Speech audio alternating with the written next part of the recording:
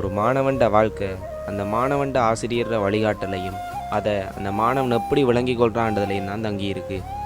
என் வாழ்க்கையில் ஒரு திருப்பு முனையை ஏற்படுத்தி என்னை ஒரு டெக்னிக்கல் இன்ஜினியராக மாற்றி என்னை வழிப்படுத்தி நல்ல பாதையில் கொண்டு சென்றதும் ஒரு ஆசிரியர் தான். என் வாழ்க்கையில் நடந்த சின்ன விஷயத்திலிருந்து நான் படிப்படியாக முன்னேறினதை நீங்களே பாருங்கள்.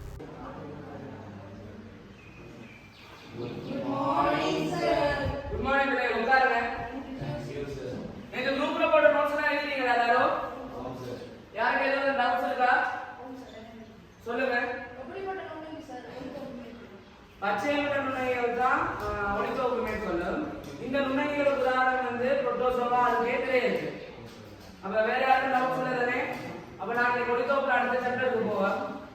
ஃபர்ஸ்ட் தலையை தெரிஞ்சுக்குவோம். யாரோட பேச்சு இருக்குது? எழுதுங்க.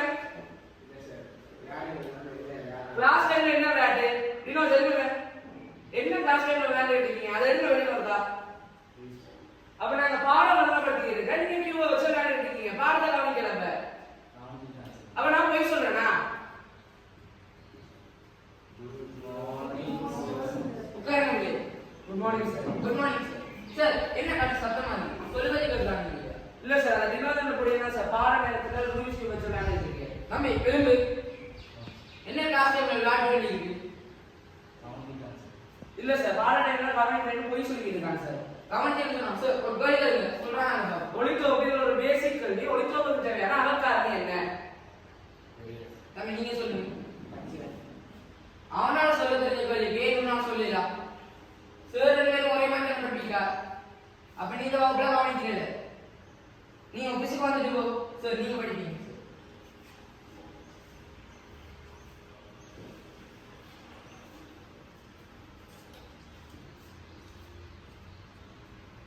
ஓகே ஸ்டூடெண்ட்ஸ், நான் இன்னைக்கு அடுத்தது பார்ப்போம். உட்காருங்க. நான் அப்போ சப்ஜெக்டை பார்க்க மாட்டேங்குது.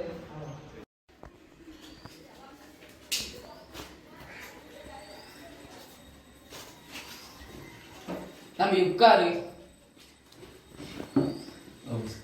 ஏன் நீ சார் கிளாஸ் டைம்ல படிக்கும் போது அவரை கவனிக்காம விளையாடி கொண்டிருக்கா? உங்களோட அப்பா அம்மா எல்லாம் நீங்க வந்து படிக்கிறது தானே நினைச்சு கொண்டிருப்பாங்க. உங்களோட நம்பிக்கையை காப்பாற்ற வேணாமா? ஆமாம் சார், படிக்கிறத விட ருபிக்ஸ் கியூப் சால்வ் பண்ணுற பசில் சால்வ் பண்ணுறதுல கொஞ்சம் இன்ட்ரெஸ்ட் கொடுங்க சார். சார் படிப்பீங்களா? ருபிக்ஸ் கியூப்பை கொஞ்சம் எதையும் செஞ்சு கொண்டிருந்தேன். நான் கொஞ்சம் இன்ட்ரெஸ்டாக இருந்தால் சார் சார் படிப்பீங்களா கவனிக்கிறேன். சரி தம்பி, இனியாவது கொஞ்சம் படிப்பில் கவனம் செலுத்து. இனிமேல் உனக்கு ஃப்ரீ டைம் தான் என்ன வந்து செஞ்சுட்டு போ. உனக்கு பஸ்ஸில் தாரேன். அதை நான் சொல்கிற டைமுக்குள்ள சால்வ் பண்ணிட்டேன்டா உனக்கு பஸ் தான். ஓகே ஓகே சரி போயிட்டு ஓகே.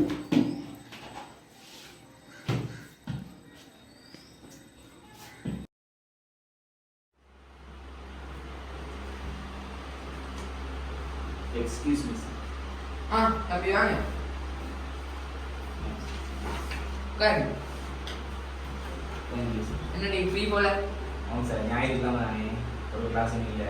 அப்போ நீங்கள் ஃப்ரீயாக வர சொன்னாங்க ஞாபகம் முடிஞ்சு போடுமா?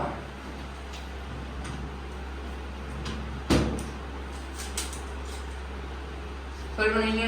ஆமாம் சார், டைம் ஆன் பண்ணுறேன்.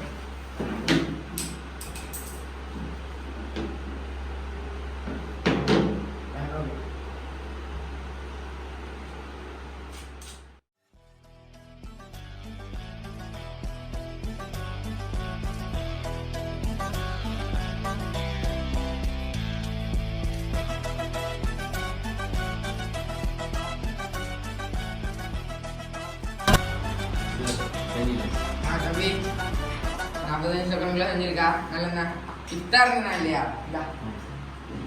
இல்ல வேணாம். டே நடிக்காதடா. புடி புடி. சரி உண்மையாக நீ எதுக்கு வந்தாலும் தெரியும். வச்சுக்கோ. செஸ் விளையாடுவியா? ஆமாம் சார். இல்ல ஆமாம் ஒரு ஒரு காம்படிஷன் ஒன்று வந்துருக்கு. அப்ளை பண்றியா? ஆமாம் சார். ஒரு வாரம்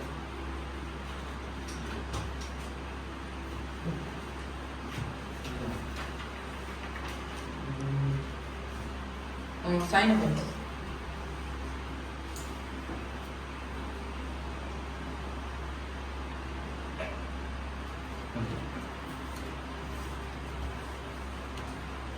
நாளைக்கு காலையில் 8 மணிக்கா நம்ம ஸ்கூல்ல நடக்குது. அந்த சரி ஓகே போயிடலாம். ஆ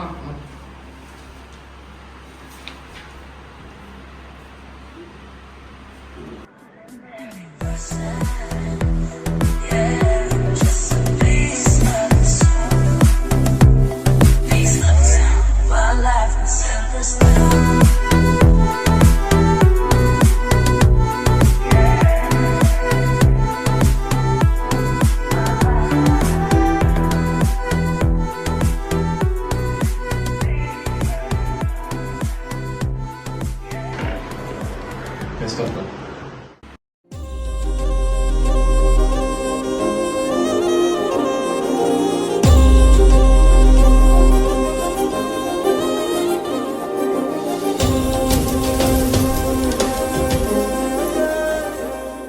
பார்த்தீங்க தானே, கெடுங்கல்லா இருக்கிற மாணவர்களை ஆசிரியர்கள் கல்வி என்ற ஒளியை பயன்படுத்தி கெல்லா இருக்கிற எங்களை சிற்பமாக மாற்றுறாங்க. அதால் ஆசிரியர்கள் தாடுற தண்டனையை மாணவர்களாகிய நாங்கள் இம்சையாக எடுக்காமல் அது எங்களை திருத்துறதுக்கு தான் என்ற எண்ணத்தோட ஆசிரியர்களை மதித்து அவங்களோட வழிகாட்டலை ஏற்று நடங்க. இப்படிக்கு